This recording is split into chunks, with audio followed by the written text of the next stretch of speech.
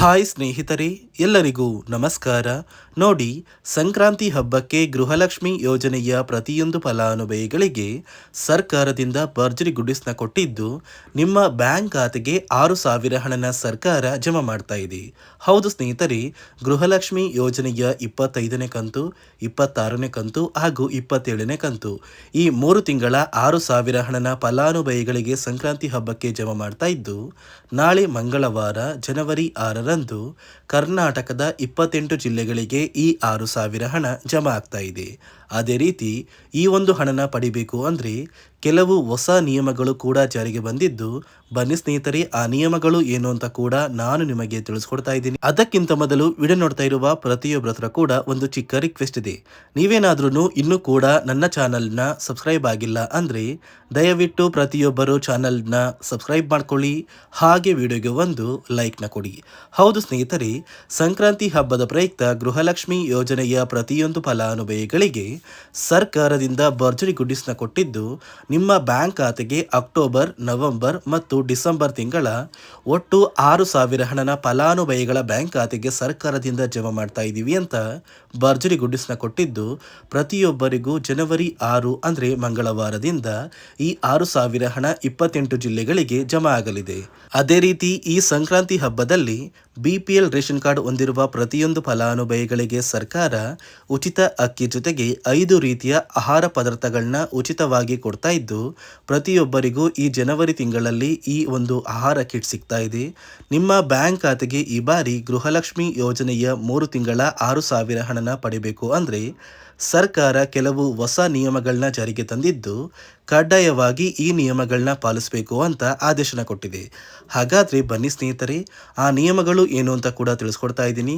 ಅದಕ್ಕಿಂತ ಮೊದಲು ನಾಳೆ ಮಂಗಳವಾರ ಜನವರಿ 6ರಂದು ಕರ್ನಾಟಕದ 28 ಜಿಲ್ಲೆಗಳಿಗೆ ಹಣ ಜಮಾ ಆಗಲಿದ್ದು, ಯಾವ ಜಿಲ್ಲೆಗಳಿಗೆ ಹಣ ಜಮಾ ಆಗಲಿದೆ ಅಂದರೆ ಮೊದಲಿಗೆ ಬೆಂಗಳೂರು ನಗರ, ಬೆಂಗಳೂರು ಗ್ರಾಮಾಂತರ, ಬಾಗಲಕೋಟೆ, ಬೆಳಗಾವಿ, ವಿಜಯಪುರ, ಧಾರವಾಡ, ರಾಮನಗರ, ಚಿತ್ರದುರ್ಗ, ಚಿಕ್ಕಬಳ್ಳಾಪುರ, ದಾವಣಗೆರೆ, ಗದಗ, ಹಾವೇರಿ, ಉತ್ತರ ಕನ್ನಡ, ಕೋಲಾರ, ತುಮಕೂರು, ಶಿವಮೊಗ್ಗ, ಚಾಮರಾಜನಗರ, ಚಿಕ್ಕಮಗಳೂರು, ಬಳ್ಳಾರಿ, ಬೀದರ್, ಕಲಬುರಗಿ, ಕೊಪ್ಪಳ, ದಕ್ಷಿಣ ಕನ್ನಡ, ಹಾಸನ, ರಾಯಚೂರು, ವಿಜಯನಗರ, ಯಾದಗಿರಿ, ಕೊಡಗು, ಮಂಡ್ಯ, ಮೈಸೂರು ಮತ್ತು ಉಡುಪಿ ಈ 28 ಜಿಲ್ಲೆಗಳ ಪ್ರತಿಯೊಂದು ಫಲಾನುಭವಿಗಳಿಗೆ ಸರ್ಕಾರ ನಿಮ್ಮ ಬ್ಯಾಂಕ್ ಖಾತೆಗೆ ಸಂಕ್ರಾಂತಿ ಹಬ್ಬದ ಪ್ರಯುಕ್ತ ಗೃಹಲಕ್ಷ್ಮಿ ಯೋಜನೆಯ ಅಕ್ಟೋಬರ್ ತಿಂಗಳ 25ನೇ ಕಂತು, ನವೆಂಬರ್ ತಿಂಗಳ 26ನೇ ಕಂತು ಹಾಗೂ ಡಿಸೆಂಬರ್ ತಿಂಗಳ 27ನೇ ಕಂತು ಈ 3 ತಿಂಗಳ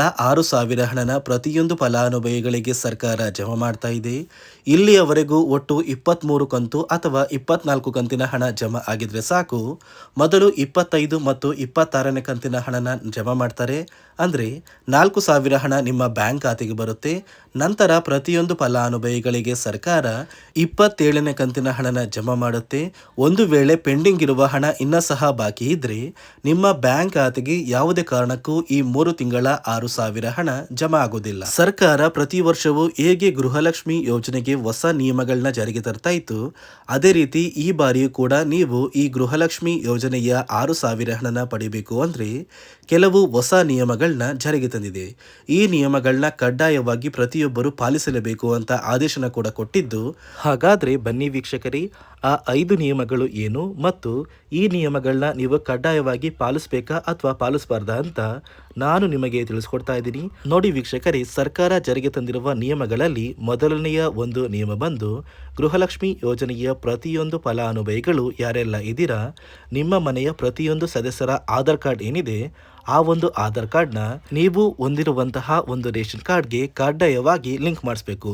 ಈ ಒಂದು ನಿಮ್ಮ ಆಧಾರ್ ಕಾರ್ಡ್ನ ನೀವು ಲಿಂಕ್ ಮಾಡಿಸೋದಕ್ಕೆ ಸರ್ಕಾರ KYC ಅಂತ ಕರೀತಾರೆ. ಸಾಕಷ್ಟು ಫಲಾನುಭವಿಗಳ ಒಂದು ರೇಷನ್ ಕಾರ್ಡಿಗೆ ಇನ್ನ ಕೂಡ KYC ಪೆಂಡಿಂಗ್ ಇದೆ. ಇದೇ ಒಂದು ಕಾರಣಕ್ಕೆ ಸರ್ಕಾರ ಈ ಬಾರಿ ಈ 5 ಹೊಸ ನಿಯಮಗಳನ್ನ ಜಾರಿಗೆ ತಂದಿದೆ. ಅದೇ ರೀತಿ ಎರಡನೆಯ ಒಂದು ನಿಯಮ ಬಂದು, ಸಾಕಷ್ಟು ಮಹಿಳೆಯರು ಅಂದರೆ ಗೃಹಲಕ್ಷ್ಮಿ ಯೋಜನೆಯ ಫಲಾನುಭವಿಗಳು ಯಾರೆಲ್ಲ ಇದ್ದೀರಾ, ನಿಮ್ಮ ಒಂದು ಆಧಾರ್ ಕಾರ್ಡ್ ಏನಾದ್ರೂ 15 ವರ್ಷ ಅಥವಾ 15 ವರ್ಷಕ್ಕಿಂತ ಹೆಚ್ಚಿಗೆ ಹಳೆದಾಗಿದ್ದರೆ ನಿಮ್ಮ ಒಂದು ಆಧಾರ್ ಕಾರ್ಡ್ನ ಆದಷ್ಟು ಬೇಗ ನೀವು ಅಪ್ಡೇಟ್ ಮಾಡಿಸ್ಬೇಕು. ಯಾರೆಲ್ಲ ನಿಮ್ಮ ಒಂದು ಆಧಾರ್ ಕಾರ್ಡ್ನ ಇನ್ನೂ ಕೂಡ ಅಪ್ಡೇಟ್ ಮಾಡಿಸಿಲ್ಲ, ಇಂತಹ ಫಲಾನುಭವಿಗಳಿಗೆ ಗೃಹಲಕ್ಷ್ಮಿ ಹಣ ಕೂಡ ಕ್ಯಾನ್ಸಲ್ ಆಗ್ತಾ ಇದೆ. ಅದೇ ರೀತಿ ನೋಡಿ ಸ್ನೇಹಿತರೆ, ಮೂರನೆಯ ಒಂದು ನಿಯಮ ಬಂದು ಈ ಬಾರಿ 3 ತಿಂಗಳ ಗೃಹಲಕ್ಷ್ಮಿ ಯೋಜನೆಯ 6,000 ಹಣನ ಜಮಾ ಮಾಡುವಂತಹ ಸಂದರ್ಭದಲ್ಲಿ ಪ್ರತಿಯೊಂದು ಫಲಾನುಭವಿಗಳು ಸರ್ಕಾರಕ್ಕೆ ಏನಾದ್ರೂ ತೆರಿಗೆನ ಕಟ್ತಾ ಇದ್ದಾರಾ ಅಥವಾ ಇಲ್ವಾ ಅಂತ ಸರ್ಕಾರದ ಅಧಿಕಾರಿಗಳು ಚೆಕ್ ಮಾಡ್ತಾರೆ. ಒಂದು ವೇಳೆ ನೀವು ಸರ್ಕಾರಕ್ಕೆ ತೆರಿಗೆನ ಕಟ್ತಾ ಇರೋದು ತಿಳಿದು ಬಂದರೆ ನಿಮಗೆ ಗೃಹಲಕ್ಷ್ಮಿ ಯೋಜನೆಯ ಹಣನ ಸರ್ಕಾರ ಕ್ಯಾನ್ಸಲ್ ಮಾಡುತ್ತೆ ಮತ್ತು ಇನ್ನು ಮುಂದೆ ಗೃಹಲಕ್ಷ್ಮಿ ಯೋಜನೆಯ ಯಾವುದೇ ರೀತಿಯ ಒಂದು ಹಣ ನಿಮ್ಮ ಒಂದು ರೇಷನ್ ಕಾರ್ಡ್ಗೆ ಸಿಗ್ತಾ ಇದೆಯಲ್ಲ, ಆ ಒಂದು ಹಣ ಸಿಗೋದಿಲ್ಲ. ಮತ್ತೆ ವೀಕ್ಷಕರೇ, 4ನೆಯ ಒಂದು ನಿಯಮ ಬಂದು ಸರ್ಕಾರದಿಂದ ಬರುವಂತಹ ಒಂದು ರೇಷನ್ನ ಕಳೆದ 3 ತಿಂಗಳಿಂದ ಅಂದರೆ ಉಚಿತವಾಗಿ ಸಿಗುವಂತಹ ಆಹಾರ ಪದಾರ್ಥಗಳು ಏನಿದೆ, ಆ ಒಂದು ಆಹಾರ ಪದಾರ್ಥಗಳನ್ನ ನೀವು ಕಳೆದ 3 ತಿಂಗಳಿಂದ ಪಡ್ಕೊಂಡಿಲ್ಲ ಅಂದರೆ ನಿಮ್ಮ ಬ್ಯಾಂಕ್ ಖಾತೆಗೆ ಗೃಹಲಕ್ಷ್ಮಿ ಯೋಜನೆಯ ಹಣ ಜಮಾ ಆಗೋದಿಲ್ಲ.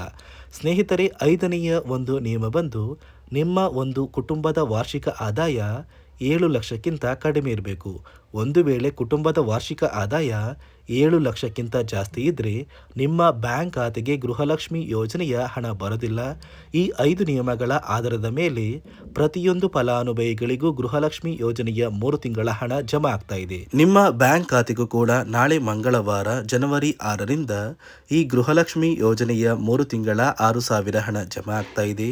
ಇಲ್ಲಿಯವರೆಗೂ ಪ್ರತಿಯೊಂದು ಫಲಾನುಭವಿಗಳಿಗೆ ಸರ್ಕಾರ ಹಣನ ಜಮಾ ಮಾಡ್ತಾ ಇತ್ತು. ಅದೇ ರೀತಿ ಈ ಬಾರಿ ಸರ್ಕಾರ ಸಂಕ್ರಾಂತಿ ಹಬ್ಬಕ್ಕೆ 3 ತಿಂಗಳ 6,000 ಹಣನ ಜಮಾ ಮಾಡ್ತೀವಿ ಅಂತ ಭರವಸೆನ ಕೊಟ್ಟಿದ್ದು, ಆದಷ್ಟು ಬೇಗ ಈ ಒಂದು ಹಣ ಬರುತ್ತೆ ಅಂತ ಹೇಳ್ತಾ ಇದಿಷ್ಟು ಸರ್ಕಾರದಿಂದ ಬಂದಿರುವಂತಹ ಒಂದು ಮಾಹಿತಿಯಾಗಿದೆ. ನಾನು ಕೊಟ್ಟಿರುವಂತಹ ಮಾಹಿತಿ ನಿಮಗೆ ಇಷ್ಟ ಆಗಿದ್ದಲ್ಲಿ ದಯವಿಟ್ಟು ಪ್ರತಿಯೊಬ್ಬರು ನನ್ನ ಚಾನಲ್ನ ಸಬ್ಸ್ಕ್ರೈಬ್ ಮಾಡ್ಕೊಳ್ಳಿ, ಹಾಗೆ ವಿಡಿಯೋಗೆ ಒಂದು ಲೈಕ್ನ ಕೊಡಿ.